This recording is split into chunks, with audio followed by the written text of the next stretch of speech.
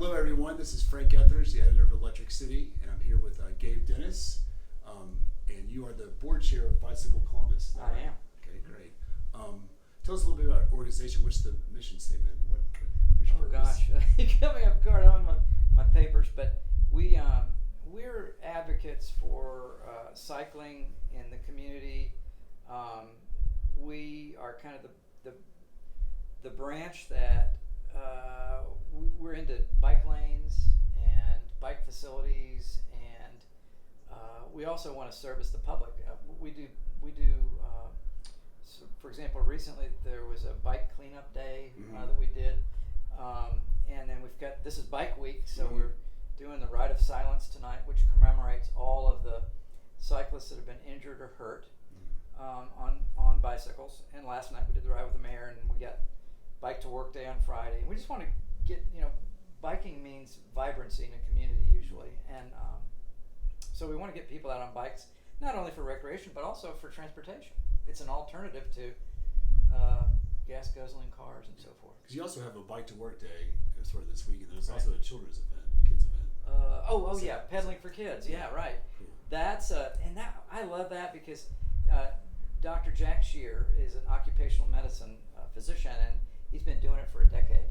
And he and this is on Saturday, by the way, at 7 o'clock at Midland School is the long one. It's an 80-mile ride. Wow. And that traverses through. Actually, we went out and painted it the other night. We didn't get in trouble with the sheriff, but 80-mile ride that goes up on Pine Mountain Ridge and comes back, and then there's a 50-mile ride that goes sort of up into Pine Mountain, not that far, and then there's a 30-mile ride that goes sort of toward Waverly Hall and comes back. But that's on Saturday morning.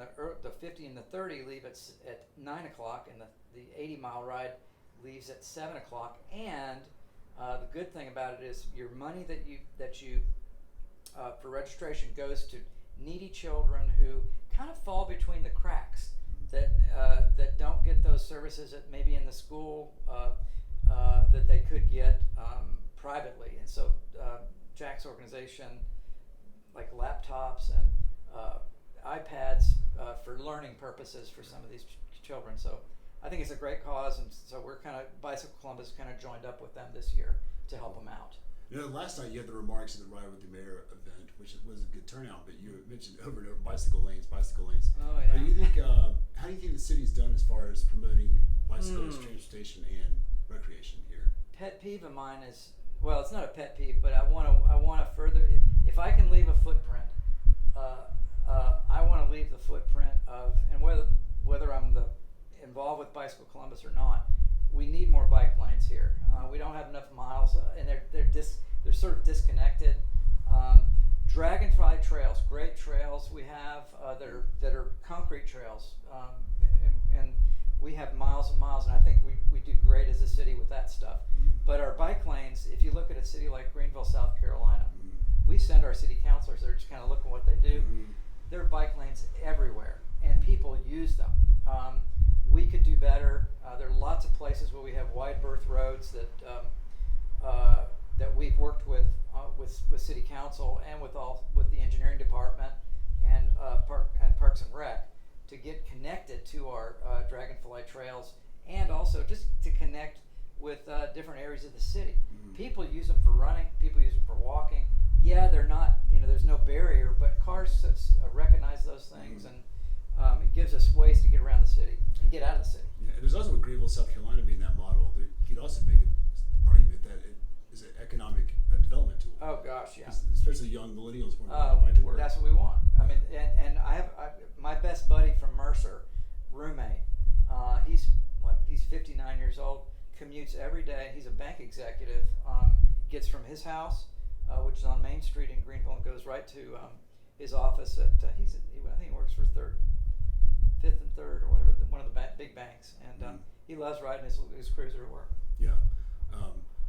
So what do you love about bicycles? What do you love about riding a bike? Just the freedom. I love riding out of my drive. I don't even like to drive my car to wherever the big group events are in town. I'd rather ride from my driveway. I live in Midtown, which is kind of convenient both ways to downtown and north. But because I don't know, it's a stress relief. Mhm. If I got to think about something, I'll take off on my bike, and I think keeps you healthy, keeps you keeps your heart pumping. I Yeah. mean, it's just a sense of freedom, and you're not tied down to anything. Yeah. How have you seen, as far as bicycling culture, I would call it, evolve in Columbus over the years? I think it's been great. I've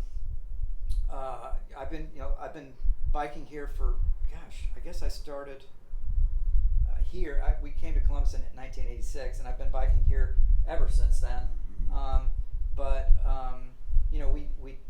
Mayor Frank Martin put in he was so instrumental in putting the Riverwalk in. I remember that when that was under construction in the late 1990s, early Yeah. 2000s. Uh-huh. But I think we've come leaps and bounds, and the trail system has so much to do with that. Mhm. People feel safe on the trails. They are safe, and for the most part. We've got the Follow Me Trail. We've down in South Columbus, the Martin Luther King Trail. We want to get those connected. So does Dragonfly. But I think the biking culture really took off here. I think with I don't know if you remember, but when Lance Armstrong came through here in the Tour de Georgia. I do not remember that. Oh, it was fantastic. And in fact, the guy behind me, Mario Cipollini, had his only victory on U.S. soil. He was one of the most celebrated sprinters in the Tour de France, Mhm. or Tour of Italy, 44 victories or something like that. But he won his only victory here in Columbus, Georgia, when the Tour de Georgia came through here. I think it must have been at least 15, 20 years ago, right in front of the Springer Opera House. It was a Cool. finish. It was fantastic. Huh. And I got a picture with him. So, but Lance Armstrong the year before came through here with his whole team, and all the children were let out of school with the little yellow flags for the Tour de France yellow. But of course that was before the Oprah interview. Right. But that whole thing. I still kind of like the guy. Yeah. Well, I know for me personally, I know that bicycles are good for the individual and good for the community. Mhm. So I appreciate all that you do and all that Bicycle Columbus Thanks. does for promoting it. Gabe Denes, thank you very much. I want to let people know that Gabe and I are both been vaccinated. That's why we're able to sit here on this couch Yeah. and discuss like this. And we hope y'all consider getting vaccinated as well. Go get your shot. You can have even more freedom than the bicycle. So yeah. Gabe, thank you so much. Yeah, man.